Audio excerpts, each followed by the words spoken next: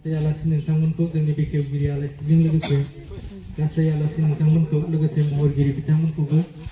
जाहाथे नैबे जों एसे आवगायबोयो बेनि थाखाय खावलायहरनाय जाबाय। मानगोनां दिनैनि बे आर'नाइ फिल्म प्रडाक्शननि बानजायनायाव जा दिहुननो गोनां दावखा बिदैनि जा अपेनिं सेरेमनि बे सेरेमनिखौ दावखा बिदैखौ बेखेवनो होनना नुजाथिफैनो हानाय बर' कछारी वेलफेयार अट'नमास काउन्सिलनि डिपुटि चेयारमेन मानगोनां सृजन बसुमतारी सार, लोगोसे जोंनि महरगिरि गुणवती बसुमतारी, जायखौ जों बर' सावथुन मुलुगाव देंखो लोदो होननानै मिथियो, लोगोसे नुजाथिफैनो हानाय धर्मकान्त ब्रह्म, जायखौ जोङो मेन्डेला होनना मिथियो, मिस्टार लंकेश्वर बसुमतारी, मिस्टार प्रदीप बसुमतारी आरो मिस दैमु ब्रह्म आरो जुलि बसुमतारी, प्रवीण डाइरेक्टर प्रडिउसार मैथा बर', लोगोसे नैबे सावथुनाव केमेरामेनजों लोगोसे गुबुन गुबुन आयदायाव खामानि मावनो होनना फैनो हानाय मानगोनां दैदेनगिरि नोंथांमोन, जों गिबियाव आलासिफोरनि सिनायथि बे हाबाफारिखौ जों आवगायग्रोनो नागिरदों। दा गिबियाव आं सिनायथि होनो नागिरदों दिनैनि दावखा बिदैखौ बेखेवनो होननानै फैनाय मानगोनां बर' कछारी वेलफेयार अट'नमास काउन्सिलनि डिपुटि चिफ मानगोनां सृजन बसुमतारी। बे समाव सारखौ गावनि सिनायथिखौ होनो थाखाय खावलायबाय, लोगोसे सारखौ गांसे आर'नाइजों बरायना लानो थाखाय खावलायबाय।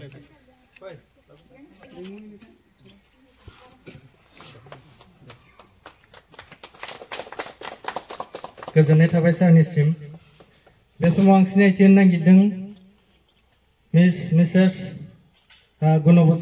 गुणवती बसुमतारी, जायखौ जोङो बर' सावथुन मुलुगाव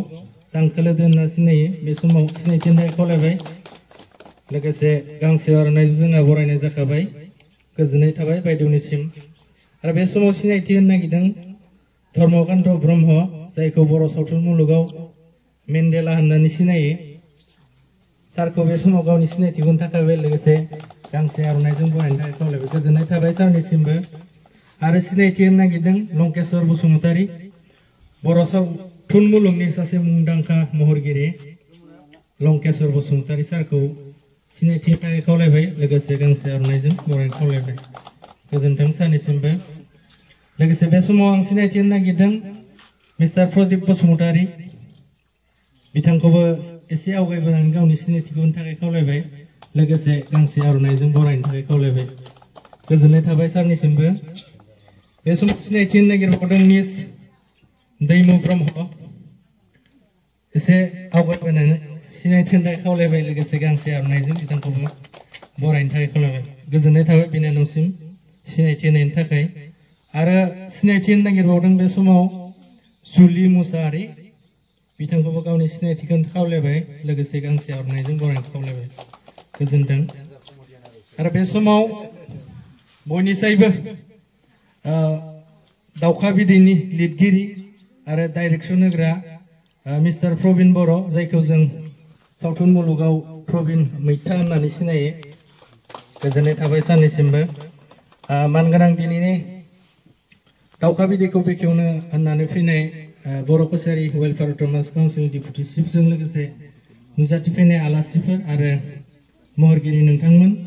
आलासि सिनायथि होनाय हाबाफारिया एसेनोसै। आरो लोगोसे जोङो सिनायथि होबा जोंहा एसे थालांनाय जागोन। लखिमपुर जिल्ला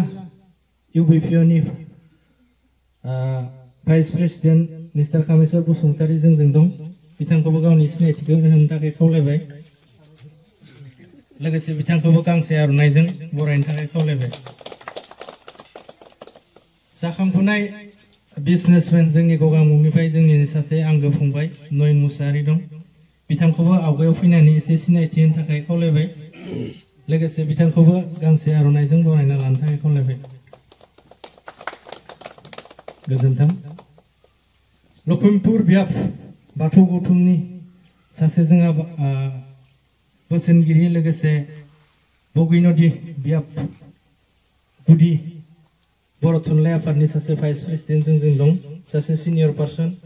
गुनेश्वर बसुमतारी बिथांखौबो एसे आवगायाव फैनानै गावनि सिनायथिनि थाखाय खावलायबाय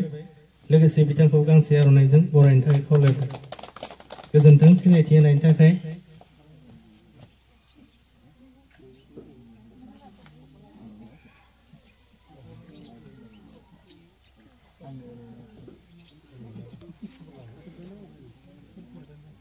सिनायथि होनाय हाबाफारिखौ जों एसेयावनो दोनथों हाबाफारिखौ बेखिनियाव सिनायथि होनो थाखाय जोंहा सासे मानसि थालांबावदों जायनिखि जों गासैखौबो सिनायथि होबाय बिथाङानो जाहैबाय लखिमपुर जिल्ला दुलाराय बर' फरायसा आफादनि गाहाय आफादगिरि मिस्टार रुबुं खेरखातारि बिथांखौबो गावनि सिनायथिखौ होनो थाखाय खावलायनाय जाबाय बे सम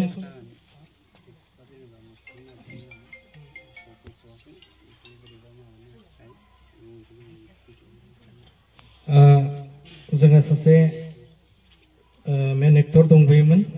मोगथां नार्जारी बिथाङा दासिम मोनफैनो हायाखै इयुनाव मोनफैबा बिथांखौबो आर'नाइजों बरायनो हागोन जायखिजाया बिथाङा जोङो फैगासिनो दं होनना खोनादों दा बे समाव जोङो बेखेवनायनि फारसे आवगायनो नागिरदों बे समाव आं बर' कसारि वेलफेयार अथ'नमास काउन्सिलनि डिपुटि चेयारमेन मानगोनां श्रीजोन बसुमतारी सार बिथांखौ बेखेवनाय हाबाफारिखौ आवगायलांनो थाखाय खावलायबाय आरो बे समाव बिथांनो नैबे माइकखौ दसे सम आवगायनो होनाय जाबाय गोजोन्थों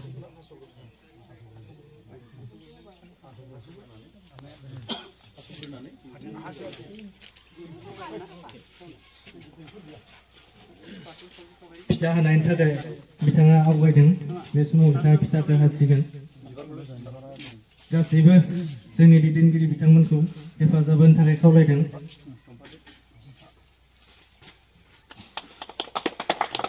सारनिसिम गोजोननाय थाबाय लोगोसे बे समाव गोजोन बुब्लियाव सारखौ फंनैसो बिबुंथि लाखिनो थाखाय खावलायनाय जाबाय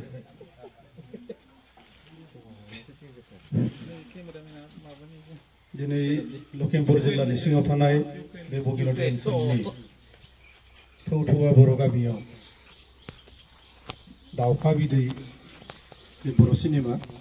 बे सिनेमाखौ जागायजेननाय बे हाबाफारियाव दिनैनि बे हाबाफारिखौ गिबिनिफ्राय बुंथिगिरि हिसाबै महरै सामलायबोबाय थानाय लखिमपुर जिल्ला दुलाराय बर' फरायसा आफादनि मानगोनां आफादगिरि रुबुं खेरखातारि मानगोनां बिथां दिनैनि बे मेहेरगोनां हाबाफारियाव जों गासैनिबो अनजालु बा अनजाथाव बा सिबिजाथाव जोंनि नैबे ओनसोलनि मोनसे समनि इन्डियान आर्मियाव साख्रि मावनाय बा बे सिनेमानिनो प्रडिउसार आंनिनो एखे क्लासमोन बिथाङा अनजालु बसुमतारी मानगोनां बिथांजों लोगोसे बेवहाय बाहागो लाफैदों बे दाउखा बिदै लिरगिरि बा डाइरेक्सन होग्रा बिथोनगिरि मानगोनां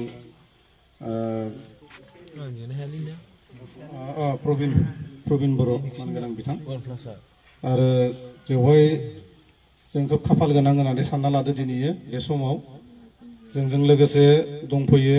बिटिसि ओनसोलनि बिटिआर ओनसोलनि बयजोंबो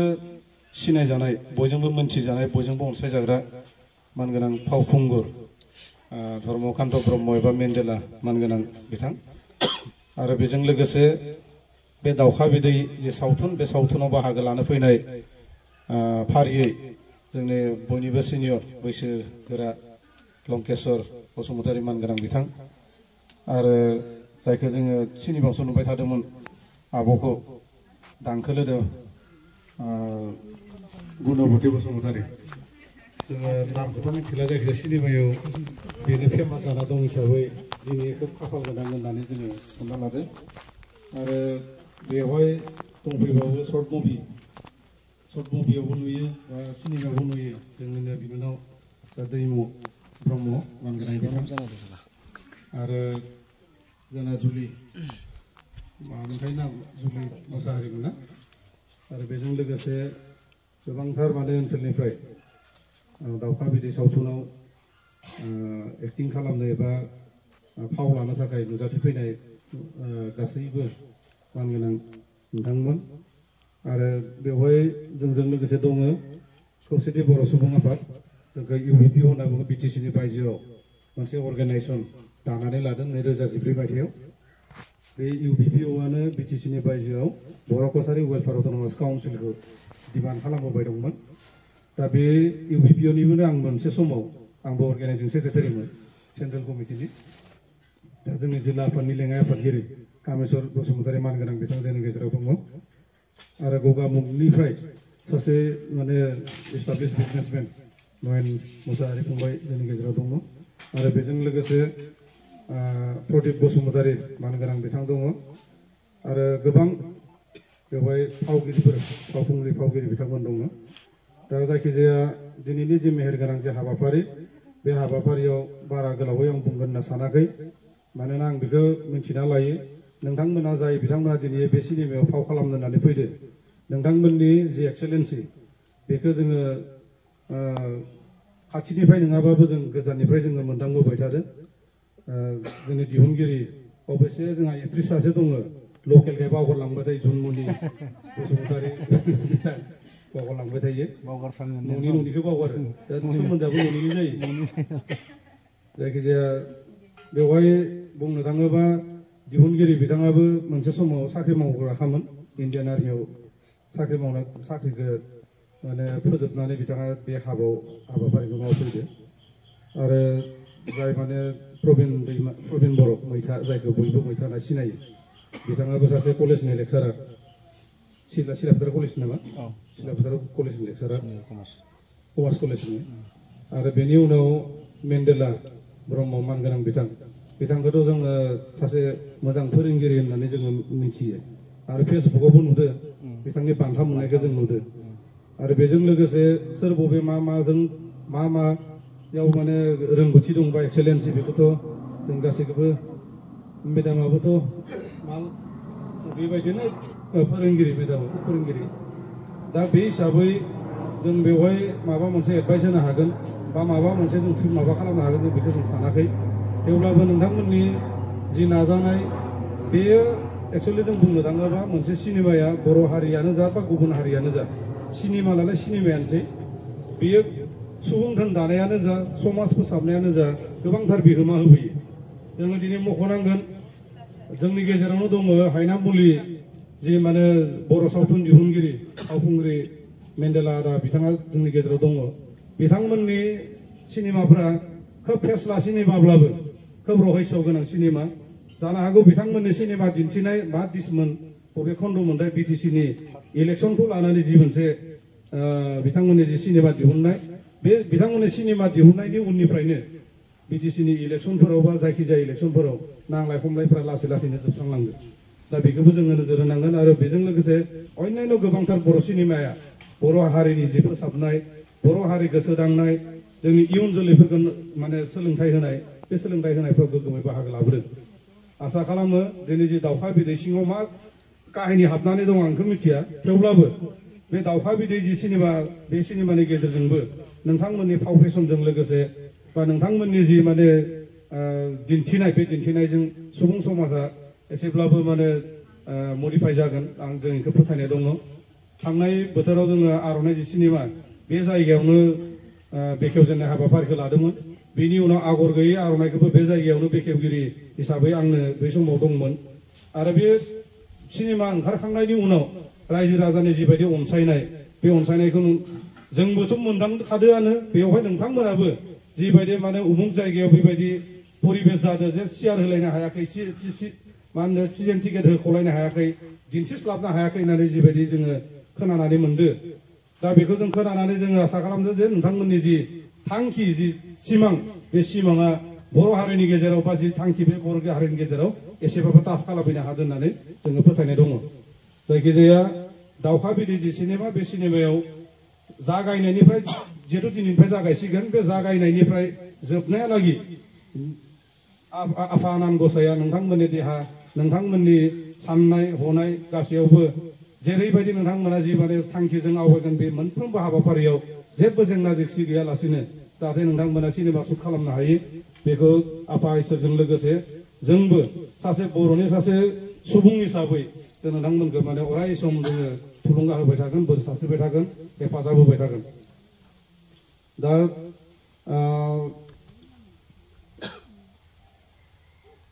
जायखिजाया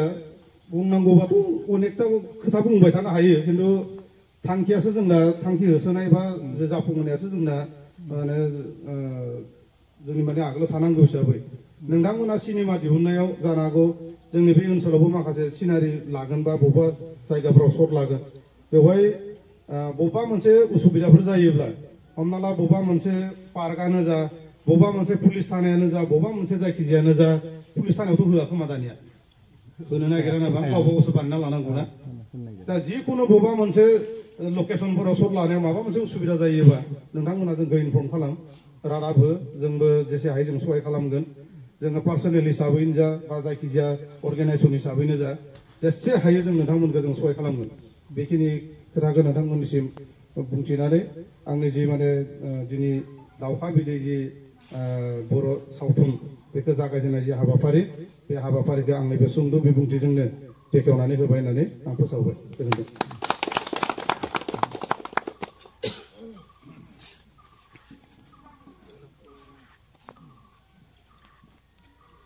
बर' कसारि वेलफेयार अट'नमास काउन्सिलनि डिपुटि चेयारमेन श्रीजन बसुमतारी सारा गावनि मेहेर गोनां बिबुंथिजों जोंनि दावखा बिदै सावथुनखौ बेखेवना होलांबाय दा बेनि थाखाय बिथांखौ साबायखर बावदों लोगोसे सारा थांनाय समाव नैबे आर'नाइ फिल्म बर' फिल्म प्रडाक्सनखौ जिबायदि सहाय खालामदों फैबाय थानाय समावबो बिथाङा सहाय खालामनायनि बाथ्राखौ बिथाङा फोरमायदों दा बेनि थाखाय बिथांखौ बा सारखौ जोङो साबायखर जासिदों लोगोसे बिथाङा बुंलांदोंमोन जे न'नि होननानै बावलाङो थिग बेबायदिनो आंना गोरोन्थि जालांदों बे फिल्मनिनो प्रडिउसार अनजालु बसुमतारी बे समाव सारखौ एसे आवगायाव फैनानै गावनि सिनायथिखौ होनो थाखाय खावलायबाय लोगोसे गांसे आर'नाइजों बरायनो थाखाय खावलायबाय लोगोसे बिथांनिनो अनजालि बिसि जुनमनि बसुमतारी बिथांखौबो न'नि होननायाव बावलांदों निमाहा बिदों एसे आवगायाव फैनानै गावनि सिनायथिखौ होनो थाखाय खावलायबाय बयखौबो खुलुमजोबनांगोन आखौ नों बांसिन बोर मोननायनि लेफ्ट साइडनि आथिंखौल' बाजै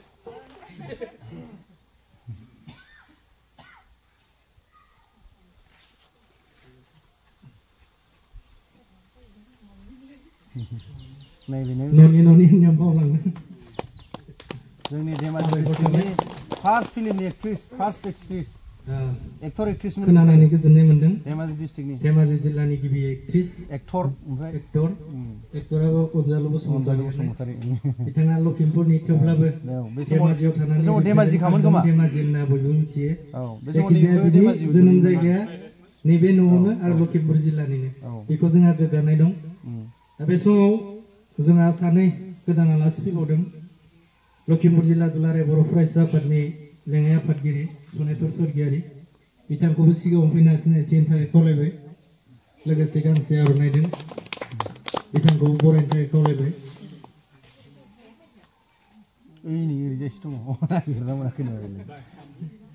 अनसुमा खाख्लारि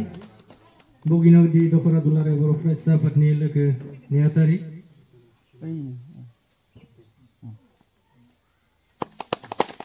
आरो दहाय सासे थालांबावदों बेखौबो निमाहा बिबावदों कृष्णकान्त बर' बिथाङाबो सासे एसिस्टेन्ट सेक्रेटारि बगिनदि दख'रा दुलाराय बर' फरायसा आफादनि बिथांखौबो सिगाङाव फैना सिनायथि होनो थाखाय खावलायबाय गोजोन्थों दिनैनि दावखा बिदै बेखेवनायाव फैनो हानाय मानगोनां आलासिजों लोगोसे जोंनि महरगिरि नोंथांमोन दा बे समाव आं सासे सुबुंखौ बिबुंथि लाखिनो थाखाय खावलायबावगोन बिथाङानो जाबाय दावखा बिदैनि हिस्ट'रियानि स्क्रिप्ट राइटार मिस्टार प्रबिन बर' बिथांखौ फंनैसो बिबुंथिजों बिबुंथि लाखिनो थाखाय खावलायनाय जाबाय सावथुननि जा अपेनिं सेरिमनि बे बेलायाव लेंहरनानै लाबोजानाय मानगोनां आलासि सृजन सार लोगोसेनो जोंनि बे बगिनिटि ओनसोलनिनो जोंनि बर'नि गुबुन गुबुन आफादफोरनि दैदेनगिरि नोंथांमोन बयखौबो खनसे जयै खुलुमबाय। लोगोसेनो दाउखा बिदै बे सावथुनाव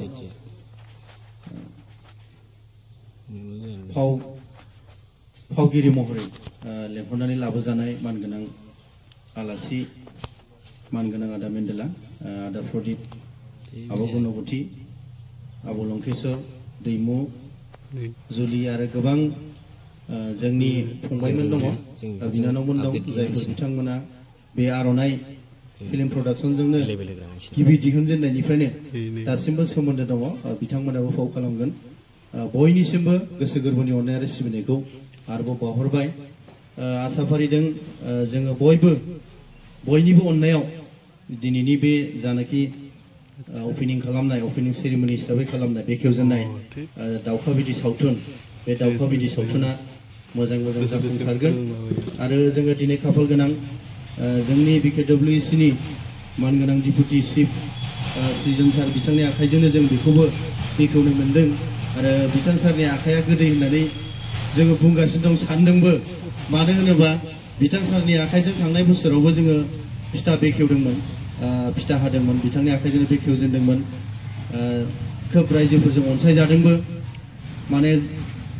जोङो बे गोजोननायखौ जोङो बुंनानै फोजोबनो हाया। आरो दिनै बिथां सारखौ जोङो आरोबाव बे बेखेवनाय हाबाफोराव मोनबावदों। आरोबाव एबारबो दामरा बायदि खारबावगोन बायदि मोनदों आं, अखा दामराफोर बायदि हाबावगोन होननानै सानदों। जियानो जा जों बयबो आर्टिस्टफ्रा गोसो होलायनांगोन मोजां सावथुन खालामनो थाखाय। आरो बे दाउखा बिदैनि ओंथिखौथ' जों खोनाबानो एसे मिथिखायो, दाउखाया मा आरो बिदैया मा। खिन्थु बेलेग दाउनि बिदैखौथ' जों जायो, दाउखा बिदैखौथ' जों जाया। आङो बे टाइटेलखौ माबोरै लानाय जादों, जिहेथु आङो सिगां मोनसे ए ग्रेड मोनसे गिदिर साख्रिनि आं मोनसे इन्टारभिउ होदोंमोन। बेवहाय आं मोनसे स्क्रिनिं टेस्टखौ आं मोजां पास जादों। माने पस्टआ मोननैल'मोन। जोङो 700 जन जोङो माने बेवहाय इन्टारभिउ होदोंमोन। 700 इन्टारभिउ होनायाव जोङो 70 जन जों सेलेक्शन जादों। दा 70 जन सेलेक्शनाव 70 जनाव स्क्रिनिं टेस्ट जादों। स्क्रिनिं टेस्टआव 7 जन आरो सेलेक्ट जादों। बेवहाय आंबो दं आरो 7 जन सेलेक्शनाव। बिनिफ्राय पस्टआ मोननैल', उनाव लास्टआव अरेल जाहैबावदों आरो। दा स्क्रिनिं टेस्टखौ खालामखांबाय, माने पिक्सारखौ देखायो, ख्रि देखायगोन। बेवहाय मोनसे सिन दंमोन जे सासे हौवासाया सासे हिनजावसाखौ रेप खालामनाय बायदि आरो, माने जबरदस्त खालामनाय बायदि। खिन्थु बेखौ जोङो ओरै जानानै पुलिसाव हरजाबाय होनोब्ला जों बेवहाय पास जाया। ओरै जानानै पुलिसाव हरजाबाय होननानै स्ट'रि लिरोबा बेवहाय जोङो पास जाया। बेखौ स्ट'रिखौबो जोङो 10 मिनिट्सनि गेजेराव लिरनांगौ। 10 मिनिट्सनि गेजेरावनो गुथै खालामजोबनांगौ आरो स्ट'रि मोनसे लिरनांगौ। दा बेवहाय आङो बैनि माखासे रुल्स एन्ड रेगुलेसनफोरखौ आं फल' खालामदों। आरो गोबां दाबो गिदिर एन्ट्रेन्स माने इन्टारभिउ होग्राफोरखौ आं फ्राय साजेसन होयो जे स्क्रिनिं टेस्टआव नोंनि सेन्टेन्सआ नेगेटिभब्लाबो बेखौ लास्टआव नों पजिटिभआव देखायनो हानांगोन। पजिटिभआव देखायहैनांगोन। नों बेखौ नेगेटिभ एंगल लांनानैबाबो पजिटिभआव देखायहैनो हानांगोन। ओंखायनो दाउखा बिदैया बेबायदि आं बेनि मोनसे फल' खालामदों टाइटेलखौ, जे दाउखा बिदै होनोब्ला जों दाउखा बिदैखौ रावबो बाहाया। आरो दाउखा बिदैया गोसोम आरो बे एक्सेप्टेबल नङा। दाउखाखौ जोङो लांगानाव गाबोबा जों बेखौ गाज्रि होननानै सानो, जोंनि खैफोद सुनि होननानै सानो। नङा जों सानो, जों जेब्लाबो जोङो मोजां बुस्थुखौ लुबैगोन, मोजां दाउदैखौ लुबैयो, माने मोजां फिथाइखौ जों लुबैयो, गाज्रि फिथाइखौ जों मालाबाबो लुबैया। ओंखायनो जोङो जेब्लाबो जोंनि थिंकिंआ मा जानांगोन, जोङो मोजां फिथाइखौ लुबैनांगोन, गाज्रि बिदै मोजां बिदैखौ लुबैनांगोन। बिदै माने मा, जोंनि फिथाइ नङा होमबा सार? बिदै माने जोंनि फिथाइ। ओंखायनो जोङो गाज्रिखौ जों जेब्लाबो हास्थायनाङा, जों मोजांखौ हास्थायनांगोन। जाय मोजां खामानि, जाय मोजां एक्टिभिटिस, जाय मोजां समाजारि आखल आखुफोरजों जोंनि समाजाव मोनसे मोजां गियान होनो हागोन, बेखौनो लानानै आङो बे दाउखा बिदै सावथुनखौ लिरनाय जादों। आरो बे पार्टिकुलारलि आङो सिगाङावबो आगर गैयै आर'नाइयाबो सोलोंथाइखौ लानानै लिरनायमोन एसे। बेबो सोलोंथाइजोंनो सोमोन्दो दं। मानो होनोब्ला आङो 2010 निफ्राय सिनेमा खालामबोबाय। खालामै आङो बिराद इन्टेलेक्सुयेलफोरनिफ्राय आं बिराद साजेसनबो लायो।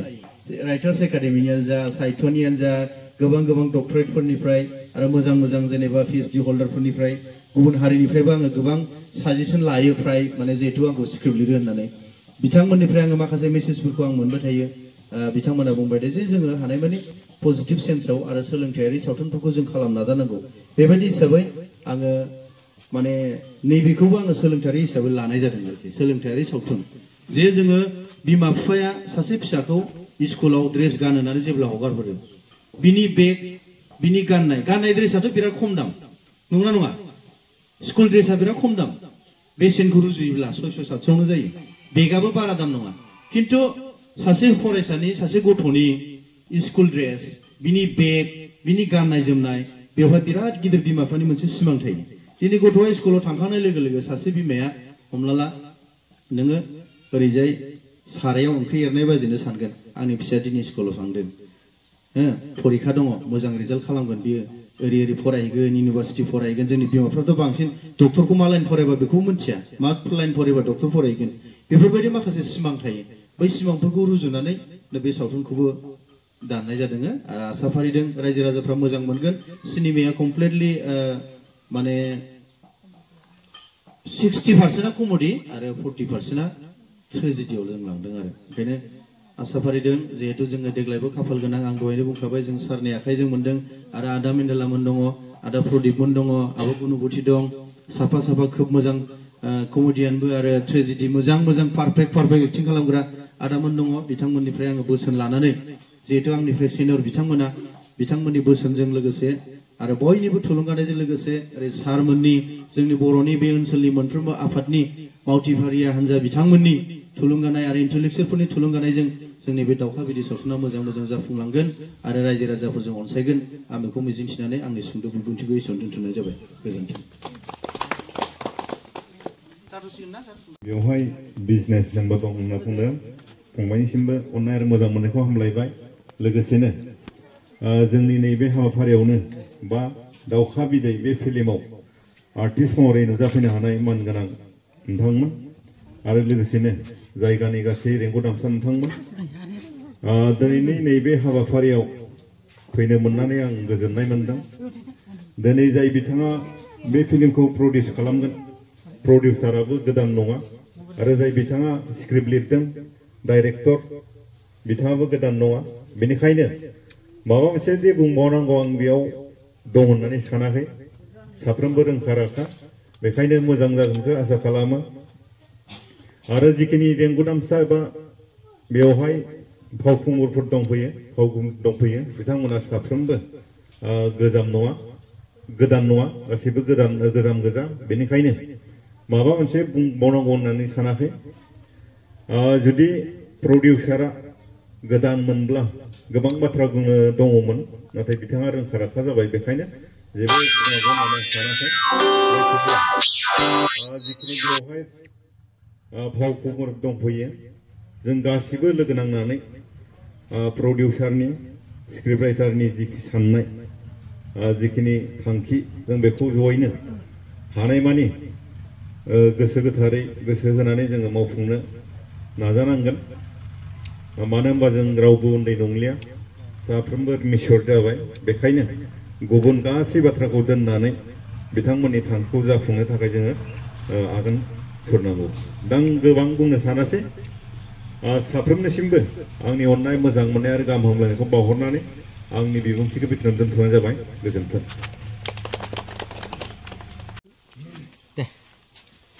हाबाफारियाव गासिबो हेफाजाब होनो थाखाय खावलायबाय